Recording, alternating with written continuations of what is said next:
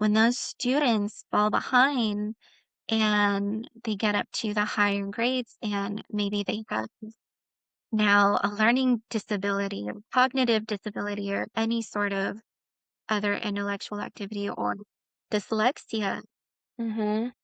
it is extremely difficult depending where they're at. It could be really challenging to catch them up. So this is one of the areas that I do specialize in, and it's literacy support for dyslexic students. And so what we're talking about is really reteaching them all the foundational skills again. And it it takes a lot more than just being in a classroom with the teacher and them being offered them, only being able to minimally support them. They need intervention. They need it like ASAP, like immediately, because they are getting into third, fourth, fifth grade now and they can't read. But they also need someone that's supportive and willing to grow with them and also help them with their, I would say, a lot of the social and emotional aspects that come with it, the anxieties, the self-esteem of, oh my gosh, I'm in fourth grade and I still can't read, and also being able to understand how their brains work because of the dyslexia. It's completely different than, you know, um, than the general population of students, which is okay. But it just means that we are going to need to meet them where they're at. Yes, exactly, and that's why you see that, like, educators, teachers, or professional tutors, they are explicitly trained in education.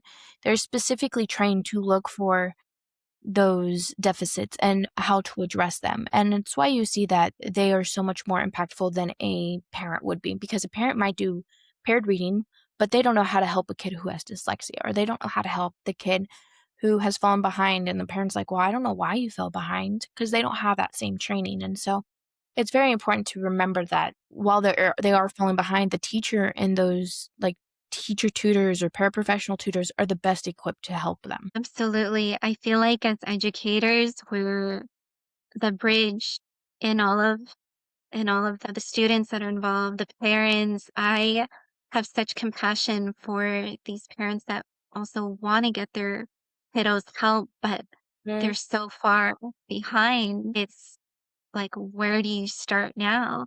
So that's something that comes up a lot in my field. Um, Having the intervention start much later, having the tutoring start much later. And so with that being said, it also puts a lot of pressure, tremendous amount of pressure for the child as well. But you also need to make sure that how you're teaching them and how you're tutoring them is also developmentally appropriate, Yes. and you're not pushing them so hard to where it's going to have detrimental effects on them and consequences.